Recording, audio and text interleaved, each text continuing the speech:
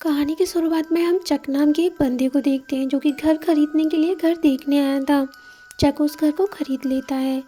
जब वो उस घर में शिफ्ट होता है तो देखता है कि छत से पानी टपक रहा था, जिससे वो ब्रोकर को भला बुरा कहता है। तभी वो अपनी पत्नी मारिया के कमरे में जाता है जब वो लाइव स्ट्रीम कर रही थी, क्योंकि वो एक फैशन डिज़ाइनर थी तो वो अपनी डिज़ाइन दिखा रही थी। तभी यहाँ पर एक डमी दिखता है जो काफ़ी पुराना दिख रहा था।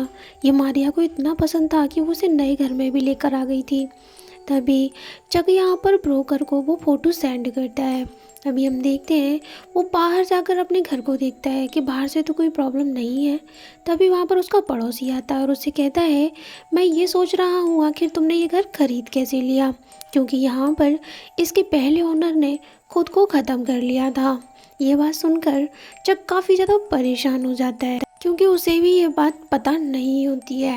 इसके बाद हम देखते हैं जब वो लैपटॉप पे फ़ोटो देख रहा था लीकेज की, तभी उसे दिखाई देती है उसके घर में शॉटगन जो कि वो लेकर नहीं आया था, जिससे वो परेशान होता है कि आखिर ये शॉटगन आई कहाँ से। तभी रात हो जाती है। रात के बाद जब सुबह होती है तो हम देखते हैं जैसे ही जग अपने घर के बाहर आता है उसे दिखाई देती है वो डमी जो घर के बाहर थी, जिसे देख के वो काफ़ी चौंक जाता है और डर भी जाता है कि आखिर ये डमी यहाँ कैसे आई। तभी वहाँ वो पड़ोसी आता है और इस बारे में पूछता है तो यहाँ जग कहता है कि शायद ही उसकी बहन ईजाबेल की शरारत है। वो ऐसी ही है, उसका दिमाग थोड़ा ख़राब रहता है, क्योंकि जब से हमारी माँ की डेथ हुई है तब से वो ऐसे ही करती है।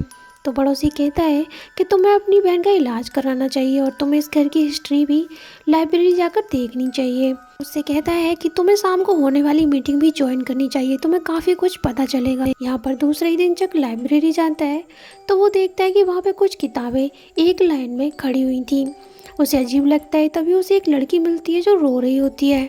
वो उससे कहती है, तुम इस गांव की हिस्ट्री जानने की कोशिश भी मत करो, क्योंकि आज तक कोई भी नहीं जान पाया। चक उस पर ध्यान नहीं देता और बुक लेकर काउंटर पर आता है। काउंटर पे जो लोग बैठे होते हैं वो बुक को देखकर उसकी तरफ देखते हैं और कहते हैं कि तुम्हें इसको यहीं पे ख़त्म कर देना चाहिए, तुम्हें इसके बारे में पता नहीं करना चाहिए। लेकिन चक कहता है कि मैं तो बस जानना चाहता हूँ इसके बारे में, और वो वहाँ से बुक लेकर अपने घर के लिए आ जाता है। तभी हम देखते हैं जब वो उन बुक को खोलता है तो उसे पहले ही पेज पर एक पुराना सा घर दिखाई देता है जो कि काफ़ी अजीब लग रहा था। तभी 1980 का समय की बात दिखाई जाती है। वहाँ पर एक मीटिंग चल रही होती है, उसकी फ़ोटो भी वहाँ मौजूद थी। लेकिन तभी दरवाजे की बेल बजती है। वहाँ पे वो दरवाज़ा खोलने जाता है तो वहाँ उसकी एक स्टूडेंट आई हुई थी जिसे वो म्यूजिक सिखाने वाला था, लेकिन वो ध्यान नहीं दे पा रही थी। तो वो उसके लिए पानी लेने के लिए जाता है किचन में, लेकिन तभी उसे आवाज़ सुनाई देती है पियानो की, जो कि ऐसा लग रहा था जैसे उसे कोई बड़ा बजा रहा है। जब वो बाहर देखता है तो उसकी स्टूडेंट तो उसके पास ही खड़ी थी। वह उससे कहती है कि इसे एक औरत बजा रही थी, लेकिन जब वो वहाँ जाकर देखता है तो वहाँ कोई भी नहीं होता। लेकिन उसकी स्टूडेंट डर कर वहाँ से तुरंत ही भाग जाती है। जब अब शाम को होने वाली मीटिंग ज्वाइन करता है जो कि पड़ोसी ने बताई थी। वहाँ पे उसे पता चलता है कि यहाँ लाइब्रेरी के वो लोग भी आए हुए थे। वो लोग बताते हैं कि यहाँ पर 1980 में जो घटना हुई थी अब भी वही हो रही है। लोग मर रहे हैं, खुद को मार रहे हैं। लगता है हेलेना वापस आ गई है। वो कहते हैं कि हेलेना वो औरत है जिसके बच्चों को स्कूल में लोग परेशान करते थे। जब वो उसने इसकी शिकायत की तो उसकी मदद किसी ने नहीं की, इसलिए एक दिन उसने खुद के घर में ही ख़त्म कर लिया, और तब से उसका घर भी गायब है। जब तक उसका घर नहीं मिलेगा ये सब ख़त्म नहीं होगा। अब बातें काफ़ी ज़्यादा डीप होने लगी थी, इसलिए सभी लोग अपने अपने घर चले जाते हैं। चक भी जब अपने घर वापस जा रहा था तो उसे चर्च से किसी औरत के रोने की आवाज़ सुनाई देती है, लेकिन वो घर सीधा चला जाता है। वो अपनी बहन ईजाबेल से मिलता है जो कि काफ़ी क्रीपी ड्राइंग्स बनाया करती है। उसने उस घर की ड्राइंग्स भी बनाई थी। उसे अपनी माँ का साया हर जगह पे दिखाई देता था और उसे नींद नहीं आती थी। वो इस बारे में अपने भाई चक को भी बताती है। वह ये सारी बातें करते हुए रो भी जाती है। तभी हम देखते हैं उसका एक दोस्त उसके घर पे आता है। वो उससे कहता है कि वो इसी गांव में रहता है और वो उसे उस गांव के बारे में बताता है कि यहाँ पे हेलेना की कहानी कितनी पॉपुलर है। जब रात में इजाबेल सो रही होती है तो अचानक से उसके बाथरूम की लाइट जल जाती है। वो उसे बुझाकर फिर से अपने बिस्तर पर आकर सो जाती है, लेकिन लाइट एक बार फिर से जल जाती है। जिससे वो उसका बल्ब निकाल कर अपने पास रख लेती है। लेकिन जब से वो सोने वाली होती है, उसे दिखाई देता है कि बाथरूम के अंदर से दो हाथ निकल रहे थे, जिससे देखकर वो काफ़ी ज़्यादा डर जाती है और चिल्लाने लगती है। दूसरे दिन जब सुबह होती है तो ईजाबेल को ऐसा लगता है कि शायद ये कोई उसका डरावना सपना था। लेकिन जब वो साइड में रखे बल्ब को देखती तो उसे विश्वास होता है कि रात में उसने जो देखा वो सच था, वो कोई सपना नहीं था। दूसरे दिन ये सारी बातें वो अपने दोस्त को बताती है। लेकिन तभी चक का फ़ोन उसके पास आता है। वो उसे तुरंत घर बुला रहा था।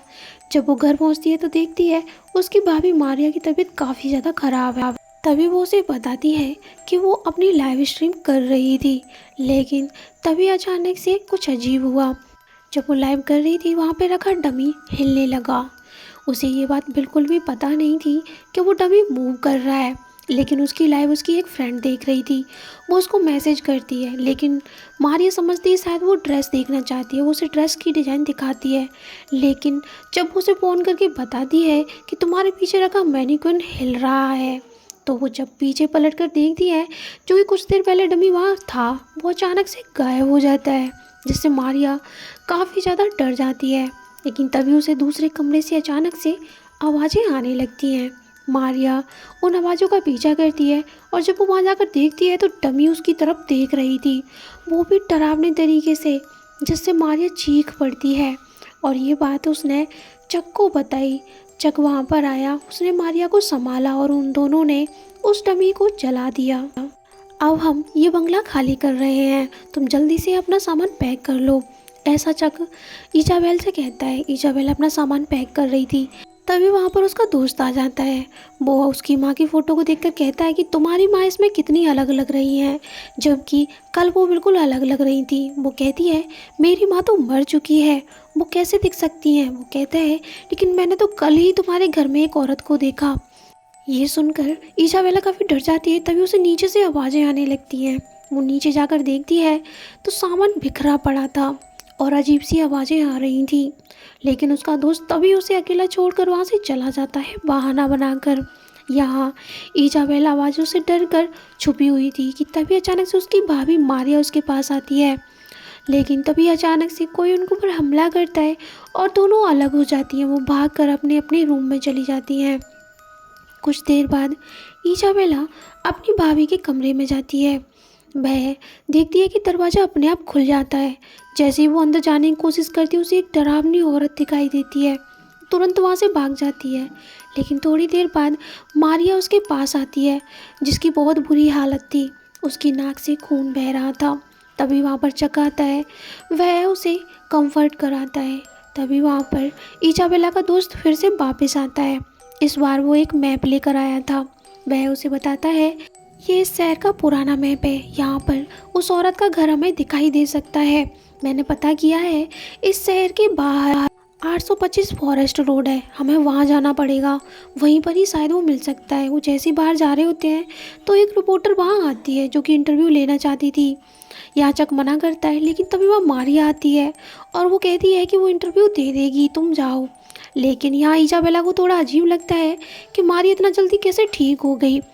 तभी इजाबेला का दोस्त कहता है कि वो यहीं रुकेगा, तुम दोनों चले जाओ।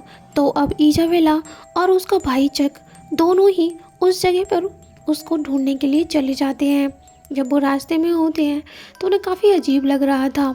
इधर मारिया अपना इंटरव्यू दे रही थी, लेकिन अचानक से ही वो दूसरी लैंग्वेज में बात करने लगती है, जिससे रिपोर्टर काफ़ी चौंक जाते हैं।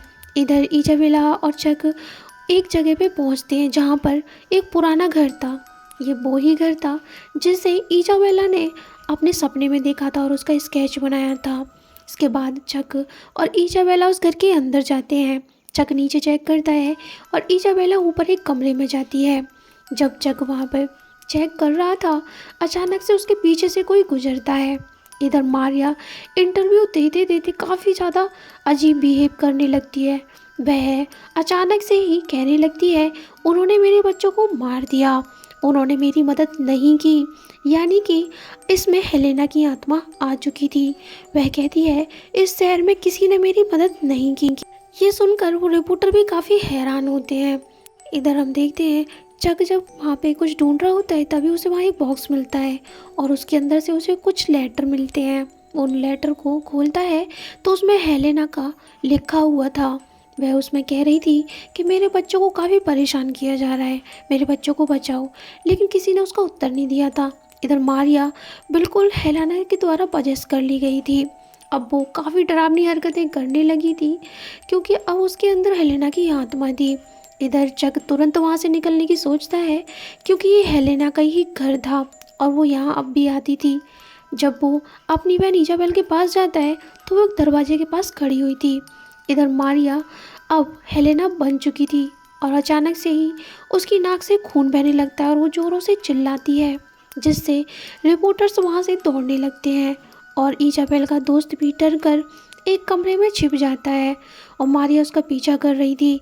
इधर इजाबेल के कंधों पे कोई हाथ रखता है और उसे एक कमरे के अंदर खींच लेता है। यहाँ पर चक उसकी मदद करने की कोशिश करता है, लेकिन वो हाथ चक को भी अपने साथ खींचकर कमरे में ले जाते हैं।